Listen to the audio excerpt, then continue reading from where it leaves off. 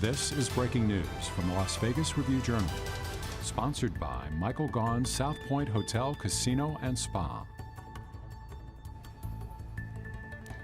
Nearly a year and a half after the death of Tina Tintor and her 3-year-old golden retriever Max, former Raiders wide receiver Henry Ruggs, who is facing charges of DUI and reckless driving among other charges in connection with that November crash, is expected to be in court today. It all starts now on the Las Vegas Review-Journal Live. Hello and thank you for joining us. James Schaefer here with you live as we are waiting to find out today which judge will oversee proceedings for the Ruggs case in the fatal DUI case. But first, if you want to read more on this story, the Las Vegas Review-Journal has been covering the Ruggs case and the crash since November in 2021. Check out those stories online, where the LVRJ has a special page on your site, on our site rather, exclusively with our Ruggs coverage. Now, as we continue this stream, it is our plan that we will be bringing you legal experts to provide analysis and commentary as this case continues. We will be updating you live as the Ruggs case proceeds in the courts. We expect after this judge decision today, that will be followed by the preliminary trial, followed by the trial. Now, we are loading up right now the video of the court appearance today, the hearing deciding the judge for Henry Ruggs' case. This has been a case that's gone back and forth in the courts, and we are hoping to find out today in the District Court, Jennifer Schwartz's court. This was a hearing that was held this morning at 9 a.m. We're hoping to see that video here shortly and find out which judge has been decided for this case. Now, for those that are not familiar with the Ruggs case, I think it would behoove us to kind of review some of the information from the facts of the case as they happen. Now, let's take a moment while we have it to catch you up on the Ruggs case back in November of 2021. Here are the facts as we know them. According to the Metropolitan Police Department, just before 3:40 a.m. on the morning of November 2nd, 22-year-old Raiders wide receiver Henry Ruggs was driving his green 2020 Chevrolet Corvette at high speeds northbound on Rainbow Boulevard. Now, for those watching this stream out of town, that's about 5 miles west of Las Vegas Boulevard, where the Strip is located. Ruggs' girlfriend, Kiara Kilgo Washington, who goes by Rudy Washington, was in the car with Ruggs as the Corvette approached the intersection of Spring Valley Parkway in a residential area. Now, we had spoken to neighbors in that area, and they had discussed about how the thoroughfare in that area had essentially become a trap for speeding individuals. This is also another complaint that we've heard of people that live in the Inspirada area. This is near the Raiders practice stadium.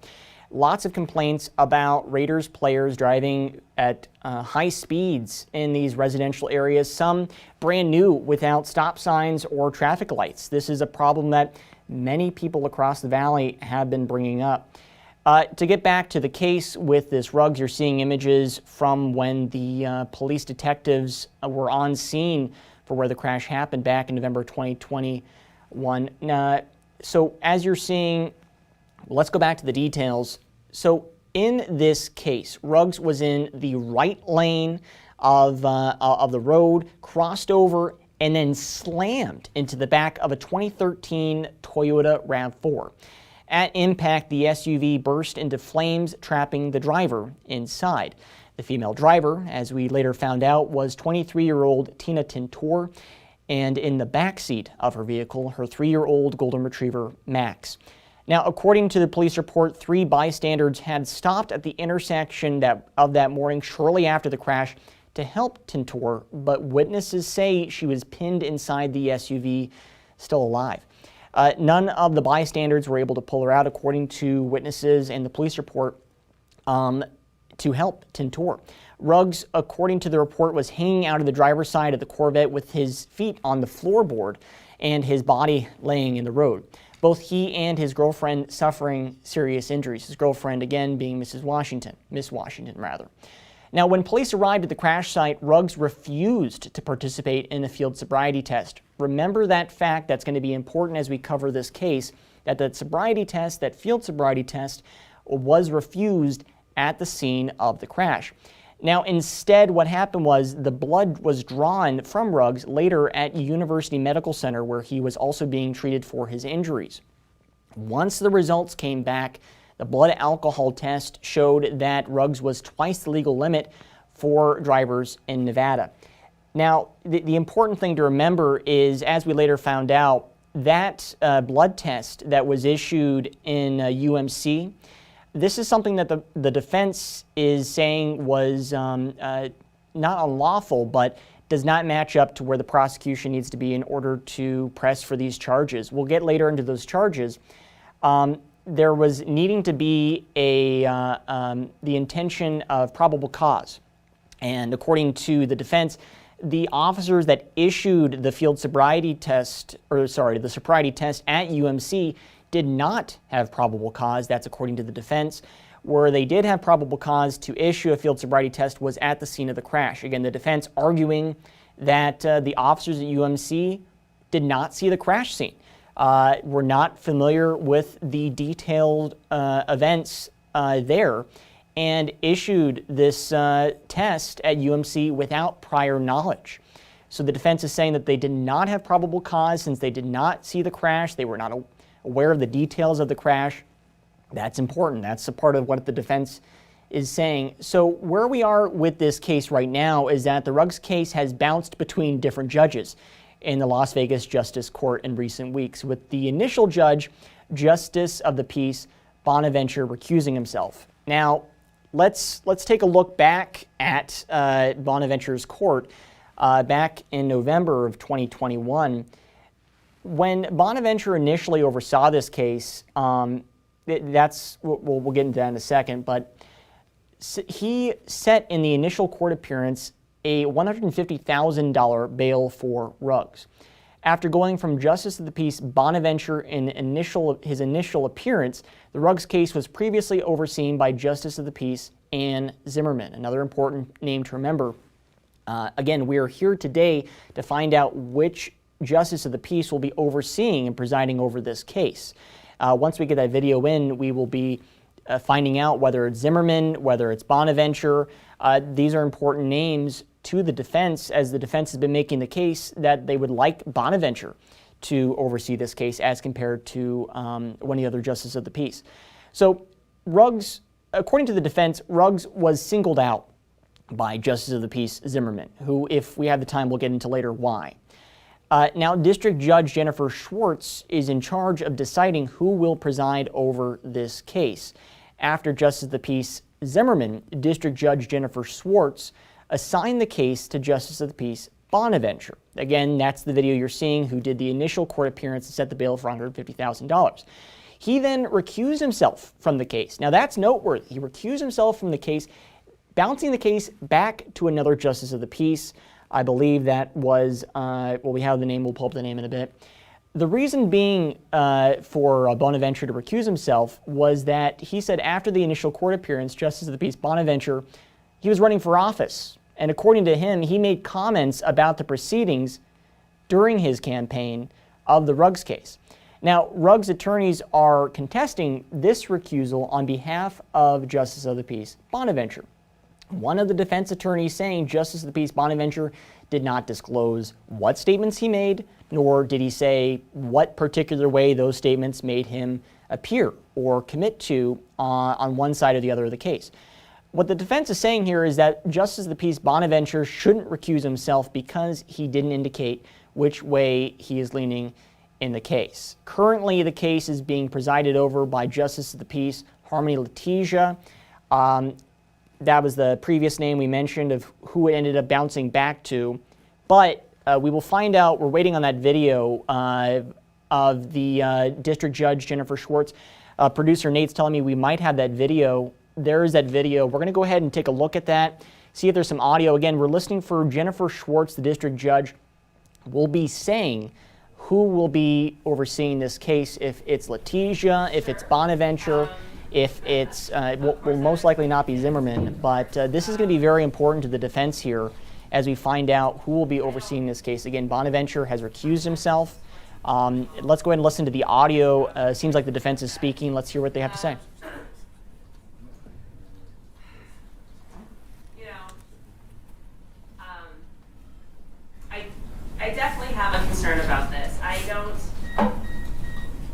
canons don't specifically list out how a justice court judge is supposed to recuse. I know that the 8th Judicial District Court rules do, but we can't impose the 8th Judicial District Court rules on the Las Vegas Justice Court. And so there's my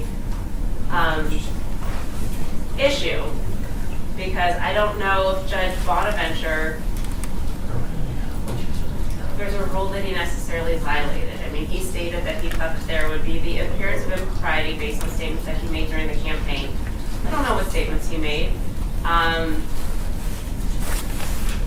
But I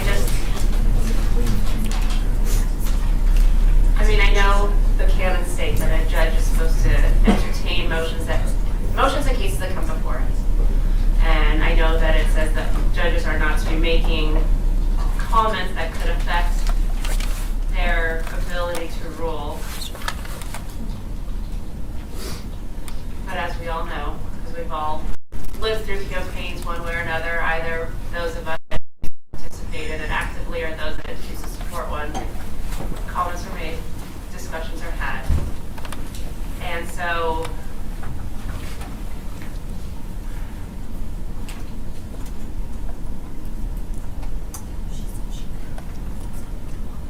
I'm not going to force Judge Bonaventure to keep the case if he doesn't think that he should. That's Your Honor, the relief we're requesting in terms of Judge Bonaventure is under the Nevada Judicial Canon Section 2.11 subsection 5.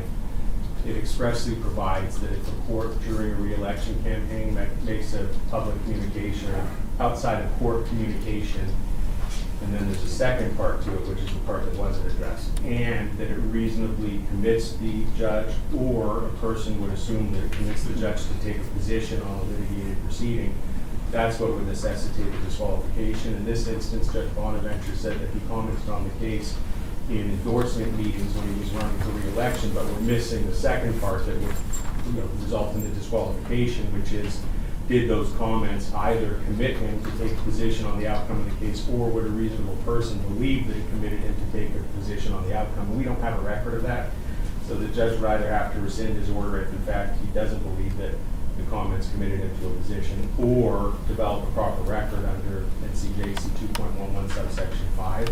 But our concern regarding the judicial canon portion of it that we were commenting on today is these meetings where Judge Bonaventure is talking to the chief judge without us knowing about it, without us present, without giving us an immediate opportunity to respond. Judge Zimmerman had communication with Judge Bonaventure without giving us notice, an opportunity to be heard, or even an opportunity to respond. Those are the ex parte communications that we're really concerned about at this point. And the most troubling one for me, Your Honor, is that you entered an order directing it go back to Judge Bonaventure. Between that point in time, he met with the chief judge, and then he came and surprised us with his announcement of recusal, even though the chief judge was part of the reason why we were able to have the stipulation that we had, and nobody gave us notice again that this was going to happen, because if we had been prepared, we would have known the canon. We would have said to Judge Bonaventure, please make some findings, and we wouldn't be here today. So what we're trying to do, Your Honor, is, even though there's a separation, they need to, regardless of what the 8th Judicial District rules say, the judicial canons do apply to them. And in this instance, there's been multiple examples. Maybe this will be educational for them. That's what I'm hoping. Your Honor, okay, this is much broader than we originally discussed. May I address the judicial canons related to ex parte? Look, I don't think it's ex parte, so no. Okay. I mean, I will say this. I think that Chief Judge Cruz, based on her chief judgeness, definitely has the administrative authority to discuss with the other justices of the peace issues regarding case assignment and things of that nature. So I'm certainly not going to say I don't believe that was ex parte communication. And look, judges are allowed to discuss cases with other judges or discuss issues. Certainly, Judge Bonaventure would be. It would behoove him never to discuss this with Judge Zimmerman, based on the fact that she had presided over it and had made substantive rulings on it. But when it comes to speaking with other judges, judges are allowed to confer with others. in order to discuss cases, strategy, legal thoughts, things of that nature. So I don't think that there was an ex parte communication between Judge Bonaventure and Judge Cruz. In fact, I think, again, based on administrative orders, because really that's what Justice Court rules on, is administrative orders, which is just so frustrating from this point on, because 8 judicial district court rules are more codified, and Las Vegas Justice Court appears to be its own governing body that makes its own rules. But that's how it is, and I can't change that. So I'm working on more complete rules right now. and that would be fantastic in the future. They could put a footnote in to thank Chesnoff and Sean. But as far I'll work on as, so that as well. look, I'll send this back. I mean, maybe after Judge Bonaventure makes his discussions, and I'm certainly not going to decide what is considered a more thorough record or not. That's certainly not for me to decide, but maybe after communications are had with all parties, you're going to agree that probably Judge Bonaventure should be hearing this case as well. So I'll send it back to Justice Court 9 for, I guess, follow-up. I'm going to call it a follow-up. I'm not going to call it anything else. Okay, so that was the moment right there we were waiting for.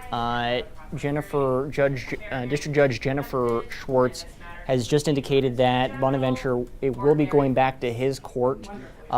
This is an important thing. The defense has made a case saying that Bonaventure is not able to, or he is rather able to oversee this case outside of the points he's made. There's Henry Ruggs.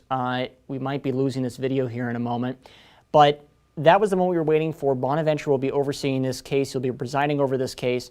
Okay, looks like we've lost the video. That is okay. So Henry Ruggs was in court. He has been showing up to court for a lot of these hearings.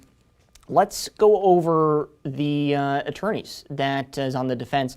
Chesnoff was the individual with white hair. We've seen him in a lot of cases. If you are familiar with DUI court, Chesnoff and Schoenfeld are big names. They're currently overseeing the Zayon Collins case, the Avon Kamara case, and Marshawn Lynch case. They are no stranger to defending football players or athletes, especially when it comes to DUI cases. So this is something that is possibly second nature to these guys. Another thing that I think that's helpful for us to understand, so again, if you're now just joining us, Justice of the Peace Bonaventure will be presiding over this case. That was a decision that was just made by District Court Judge Jennifer Schwartz. This comes after Bonaventure recused himself from the case because he said that he had made comments prior to this moment. He had said that after he had seen Ruggs in the initial court appearance and set a bail of $150,000. Bonaventure said that while he was running for election, he made comments about the case. The defense pushing back on that, saying that those comments were not indicative of taking one side over another. We are now looking at the video of that initial court appearance in Bonaventure's court. Bonaventure saying he recused himself. Defense saying, recuse yourself for what? Bonaventure seems as though that's not holding up because District Judge Jennifer Schwartz has passed the case back to Bonaventure's court. Now, there is a possibility of Bonaventure passing this back. That's just kind of how this goes. We will be here to update you as this case kind of goes through the ping pong of court. I think an important point for this case is if you at home kind of understand the charges that we're looking at for Ruggs. Let's go over those charges. So if we can get those up on the screen, there they are. So the charges that Ruggs is facing, I would like to focus on one in particular, but we'll go over all of them right now.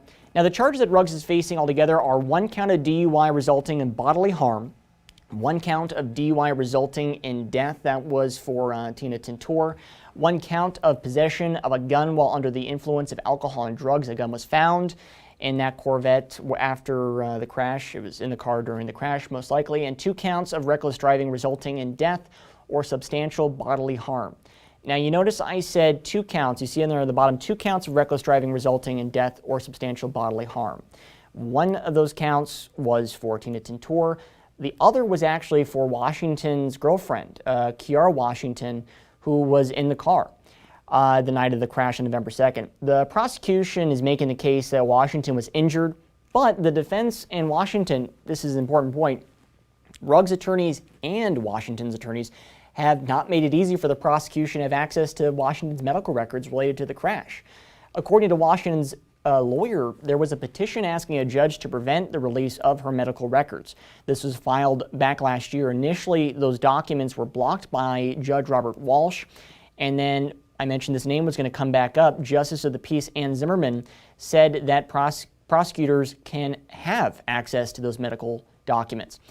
Now, this is possibly in part why the defense has made an effort for a judge that isn't Justice of the Peace Zimmerman to oversee this case. They would like Bonaventure to oversee this case.